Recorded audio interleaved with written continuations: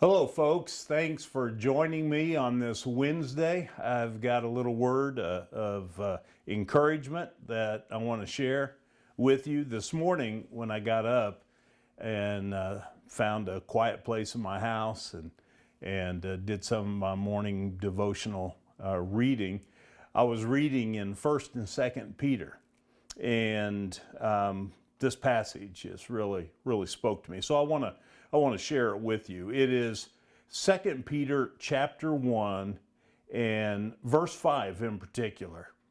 It has this little phrase, okay? So this is the word for today. Add to your faith. I know that's 4 words, but that's the word for today. Add to your faith. Actually, the full expression is make every effort to add to your faith. And I think that this is relevant for us to pause and consider, because sometimes we don't really think about faith as being something that needs to be added to. I mean, once you come to Christ and you accept Him, you're in the faith. You got the faith. It's kind of like playing a Monopoly game and you land on community chest and you get that get out of jail card. Well, what do? You get to sit on that card. You get to put it somewhere, over on your side of the board, and you don't really use it or anything, but in the back of your mind, you got it there so that, if the time comes, you need to lean on it, you need to use it, you got it there to pull out. And that's sometimes, unfortunately, the tendency that exists with people in regards to faith. They come to faith, they embrace Christ as their Savior, and then they just kind of go back to living their life and punching the time clock at work and mowing the yard and keeping up the house and doing social activities and sleeping and stuff like that. And the faith kind of gets pushed to a back burner. What Peter is doing here is he's saying, no, let's keep that up on the front burner. So he says, add to your faith. Make every effort to add to your faith. What? Well, then he lists out goodness and knowledge and self-control and perseverance and godliness and kindness and love. And in fact, he goes on and says that if you possess these things, if you've been adding all of this to your faith, you will not be ineffective in your faith and unproductive. What does that imply? That implies if you or I, if we're not adding to our faith, then we very well are going to run the risk of being unproductive and ineffective.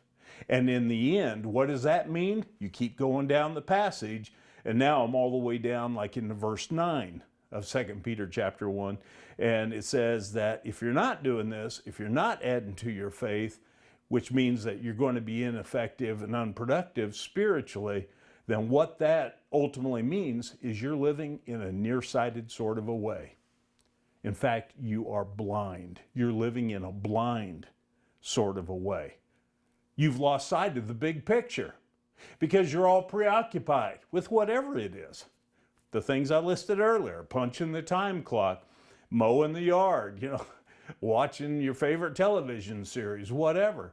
I mean, those are the things that you're staying preoccupied, sports and all of this kind of stuff.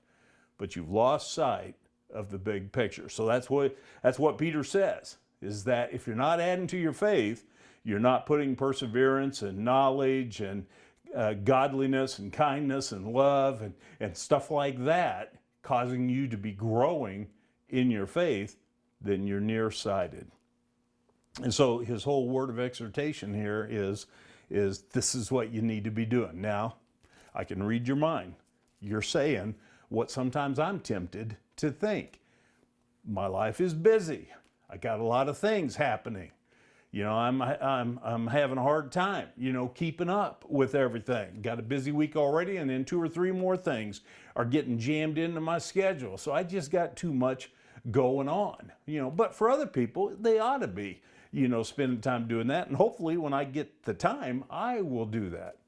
Let me just give you a little bit of insight real quickly of who Peter was writing to.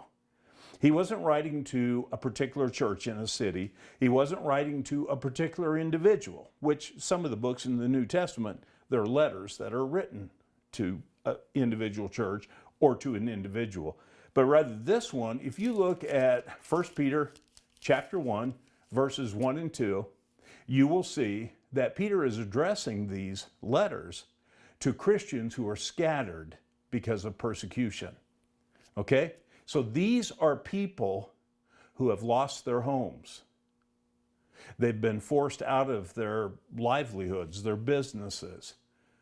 They've been forced away from the community that they love and the relationships that have been near and dear to them as far as neighbors and stuff like that. They're living in unfamiliar surroundings.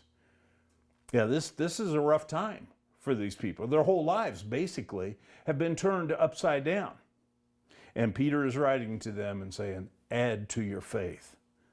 You know, all those things I talked about, so that you can be productive, so that you're not living lives in a nearsighted way. You're seeing the big picture.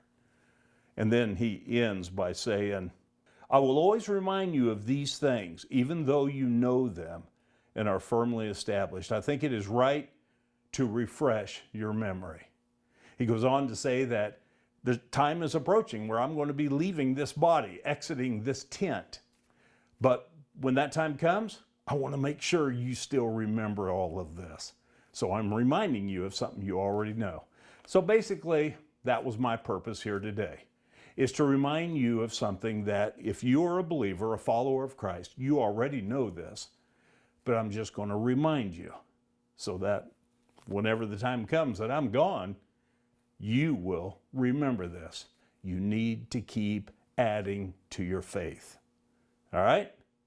No matter how hectic life gets, no matter how many things are crowding into your life, no matter how easy it is to get preoccupied, we need to keep our eyes on the big picture.